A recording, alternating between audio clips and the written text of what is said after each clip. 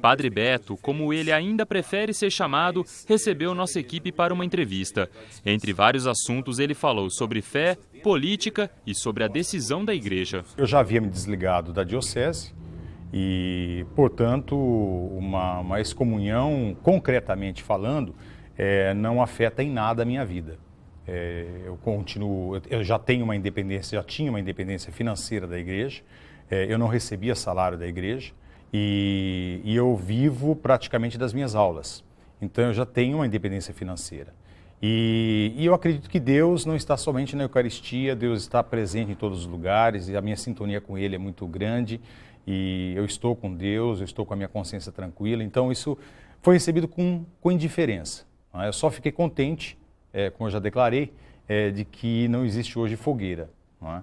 Mas foi indiferença. E, em segundo lugar, tristeza pela igreja agir dessa forma, né? Primeiro, me obrigar a me desligar, porque foi um ultimato praticamente, né? Eu não tive outra alternativa, porque voltar atrás às minhas reflexões, não é? Eu não faria, porque foram reflexões necessárias para os dias atuais e para a vida humana, então eu não voltaria atrás. Então a minha única alternativa foi me desligar, não é?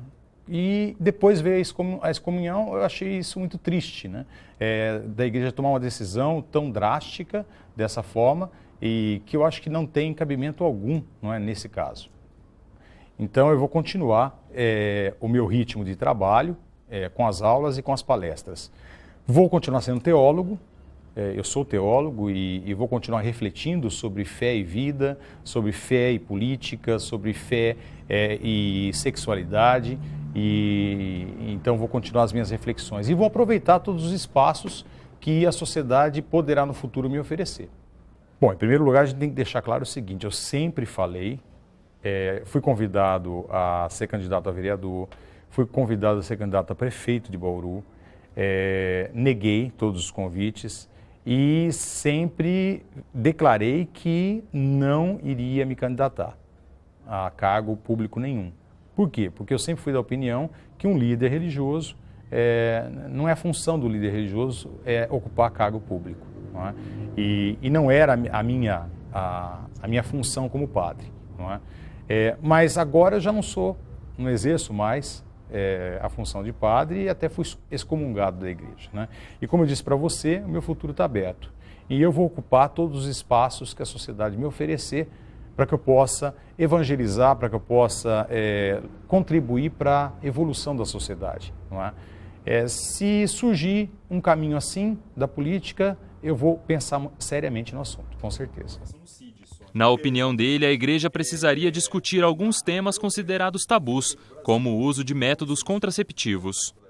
Hoje em dia, as pessoas não aceitam simplesmente as regras. Elas querem saber o porquê das regras. Caso contrário, vira uma grande hipocrisia, que é o que está acontecendo. A maioria dos casais usa o quê? Anticoncepcionais, usam da laqueadura, da vasectomia, enfim, da camisinha. Não é? Então, portanto, acabam não obedecendo uma regra e a igreja continua mantendo essa regra como se todo mundo obedecesse. E ninguém discute, não é? Ninguém reflete, ninguém discute, ninguém pensa sobre o assunto. Isso é muito ruim. Por quê? Porque tudo fica na obscuridade. E a gente não constrói uma sociedade ética e madura com focos obscuros. Não é? E a igreja também não contribui para que as pessoas tenham, agindo dessa forma, as pessoas tenham uma mente reflexiva, para também atuar reflexivamente em outros campos da sociedade. Padre Beto foi questionado pela reportagem se sua decisão de deixar o sacerdócio poderia ser comparada à renúncia do Papa Bento XVI. Eu faria sim, porque o Bento XVI ele fez a sua renúncia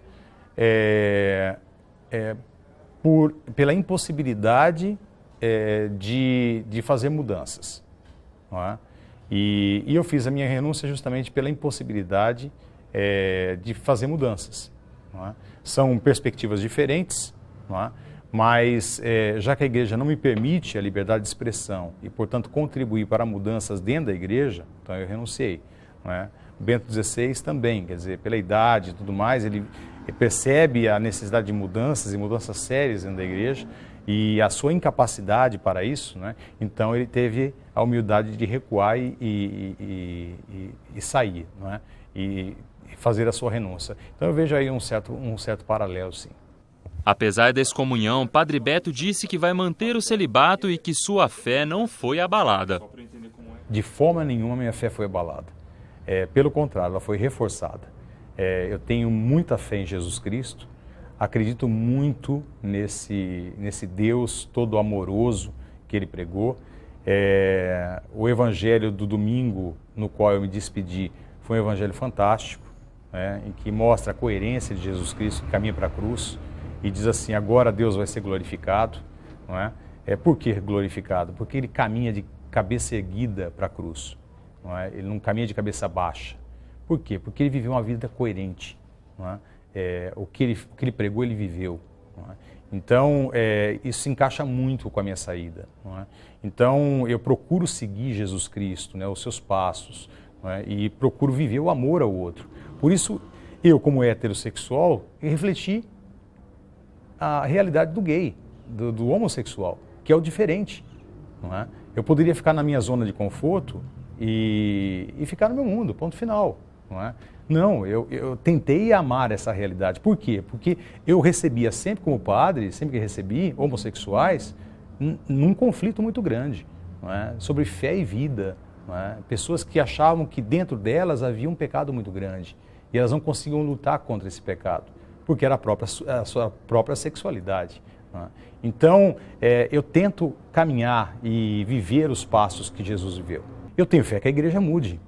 Tenho muita fé que a igreja mude. A igreja mudou bastante. Não é? Como eu disse, já não queima mais as pessoas na fogueira. A igreja ela fez o Concílio Vaticano II. Não é? Nós tivemos aí uma brecada no freio com João Paulo II, mas eu acredito que Francisco vai fazer grandes mudanças, pelo menos no que diz respeito à burocracia da igreja. Ele tem um desafio muito grande. Então, eu acredito muito na igreja.